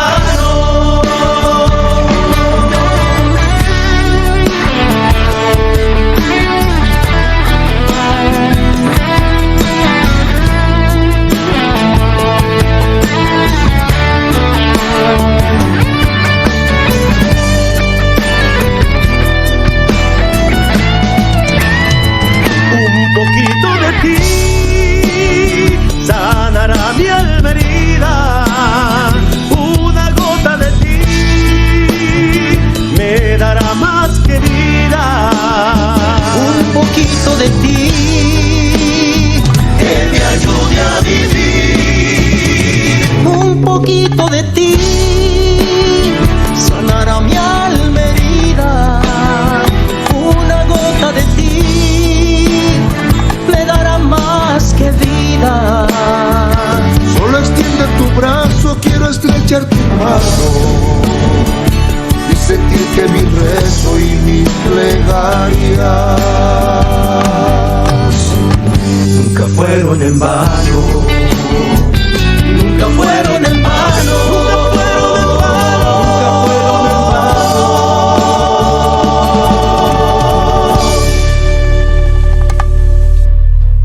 Qué hermoso, doctor. Muchas gracias. Ese es el trabajo que lo hemos venido desarrollando todos estos años y pues estamos inmersos para seguir trabajando con Luz, con todos ustedes y ojalá podríamos hacer una canción para Luz, sí, para Latinoamérica Unida de Sangre, que nos permita sensibilizar a toda la población de Latinoamérica. Gracias, doctor. Gracias. Muchísimas gracias, doctora Lucía. No. Silvina. Y gracias. Creo que he podido contar algo de lo que venimos realizando en el departamento de Tarija. Muchísimas gracias y un abrazo a todos. Muchas gracias a usted. Hace unas semanas di una clase para un curso de actualización que estaba liderando el doctor y al día siguiente el doctor me escribió y me preguntó si podía compartir y la verdad que creo que en cada uno de nuestros lugares tenemos mucho para compartir, para mostrar. Este es un espacio para eso, así que gracias, doctor. Si nos pudiera compartir en algún momento los textos o los materiales que tiene para los padres, para los docentes, el video de esta canción, porque la idea es poder, nutrirnos de la experiencia y lo que ya está andando en otros lugares, ¿no? Porque justamente es la idea de Latinoamérica Unida de una Sangre. Así que si usted puede, los colgamos en la página o los compartimos a través del mail del GESIAM, como usted nos indique. Realmente gracias no solamente por presentarlos, sino por el esfuerzo que hacen por tener donantes voluntarios y porque la donación voluntaria sea una realidad. Gracias, doctora. El lunes yo voy a compartir con todos ustedes todo nuestro material. Igualmente, si usted puede mandarnos cualquier material que tenga, sobre todo para el tema de los donantes voluntarios, para que podamos seguir trabajando nosotros en esa línea y lograr la cultura de la donación voluntaria de sangre en Tarija. Un abrazo. Ojalá que sí. Y muchas gracias, doctor. Ojalá que sí, gracias. Gracias a usted y a su equipo. Bueno, qué mañana completa, ¿no? Mucha información, mucha reflexión y terminamos como me parece un broche de oro, ¿no? Con tanta humanidad, ¿no? Con tanta sensibilidad, descubriendo que en todos los rincones de nuestra vasta Latinoamérica hacemos muchas cosas por lograr este cambio. Así que gracias. Resulta que José Antonio levantó la mano y como es nuestro invitado de honor, le vamos a dar la palabra antes de terminar. No, unas cositas respecto a tu presentación, brillante como siempre. Comentarte pequeños detalles que estamos haciendo nosotros en Navarra. Excelente. Obviamente nosotros no queremos menores de 18 años, como bien has dicho tú, porque están todavía en crecimiento ponderoestatutal y es muy importante el hierro en su desarrollo intelectual. Nosotros sí que hemos trabajado en intentar evitar el vampirismo, entre comillas, intentar reducir el tamaño de los tubos de las analíticas e intentar optimizar y evitar sacar tubos en exceso. Claro. Por ejemplo, el tubo del hemograma se usa y luego se pasa para el grupo sanguíneo. El tubo de la serología está en todos integrados. Con eso hemos bajado de casi 40 centímetros cúbicos a apenas 19. Claro, y estamos trabajando para reducir. También con la féresis hemos pasado muchas mujeres que estaban en el límite de hemoglobina, le hemos invitado a donar a féresis. ¿Para qué? Claro. Para que pierda menos hemoglobina y le hacemos reposición al final, con lo cual con la reposición intentamos que haya un retorno al máximo de la hemoglobina, para que sea la mínima pérdida posible. Excelente. Y con la hemoglobina, nosotros no hacemos ferritinas a todos, pero sí hemos incorporado el reticulocitos en las donaciones, con lo cual aquellos donantes que en el hemograma salga una alarma, le cogemos el tubo de la serología, una vez hecha, y enviamos al hospital y le hacemos un estudio de ferritina. En menos de 48 horas tiene una carta en primaria y copia el donante diciendo cómo están sus niveles, si hay déficit o no, para que el médico de cabecera valore cada caso. Si es una mujer joven con reglas abundantes que come poca carne, obviamente le invitamos a que reajusten su donación 2 veces al año como mucho y tome suplemento, pero siempre descartando una patología. Como bien has dicho tú, para mí no es ético engordar con hierro a los donantes para luego exprimirlos. Al contrario, tenemos que cuidarlos. Somos un centro sanitario referente a salud pública y tenemos que velar por la salud de los donantes como parte de la población. Y esa educación al donante repercute por la donación. Yo estoy de acuerdo con vos, fue una discusión muy grande cuando escribimos las guías porque, bueno, teníamos posiciones... Y de las guías. Sí. Confesar que me gustan más las de ustedes que las nuestras. Nuestras, lo siento, pero son una mierda. Las nuevas ministerios. Yo esta semana a mi equipo se las he pasado, digo, por favor, vamos a adaptar porque me encanta el concepto de la evidencia y la redacción. Para que felicidades de todo corazón. Y no por hacerte la pelota, que no hace falta. Pon la música, Ana Luz. Ya la voy a poner, doctor. Sí. ¿Qué pasó, doctora, que se nos cortó? ¿Se emocionó con el comentario? Sí. Ahora, no sé qué pasó. No importa. ¿Te emocionaste con el comentario? No, esperen, porque me estoy yendo. ¿Te falta hierro? ¿Sabes qué? Ahora no. Se le escucha perfecto, doctora. ¿Ahora se me escucha? Sí, señora. Perfecto, no. Lo que quería decir es, solo para reflexionar nosotros, si en el banco del doctor José Antonio están haciendo exámenes complementarios y cuidando cada mililitro de sangre que le sacan, nosotros como mínimo deberíamos cuidar la edad, los intervalos, tener buenas balanzas y hacerle la hemoglobina. ¿Está bien?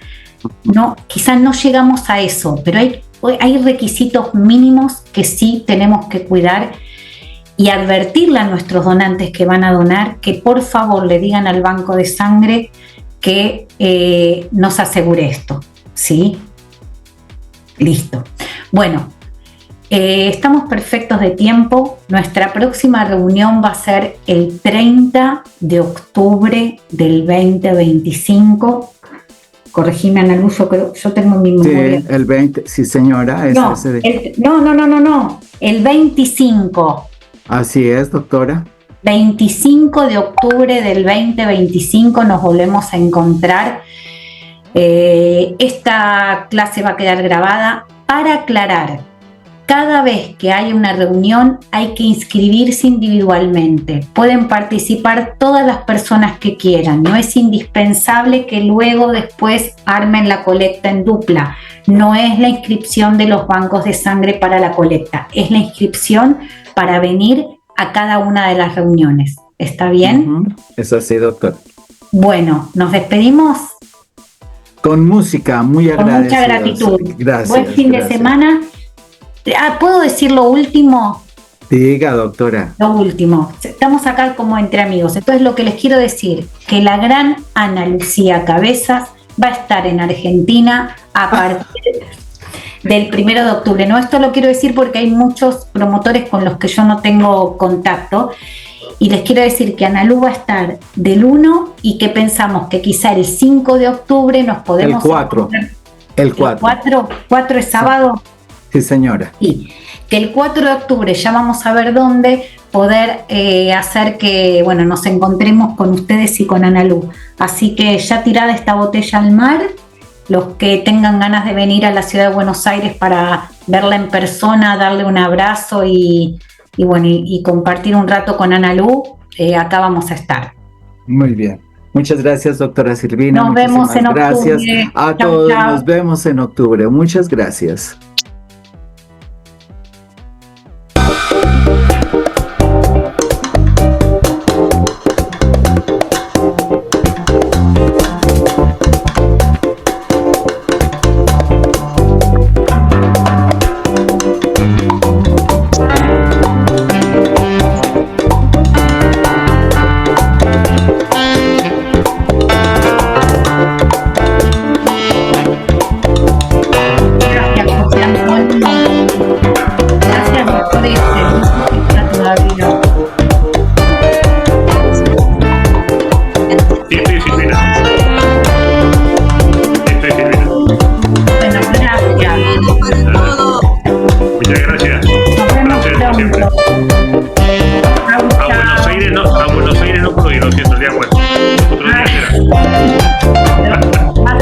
Vas a volver. Gracias.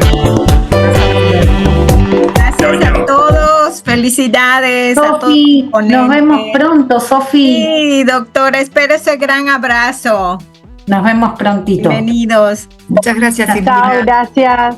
Hermoso día. Chao, chao. Gracias Feliz por fin de estar. semana. Muchas gracias.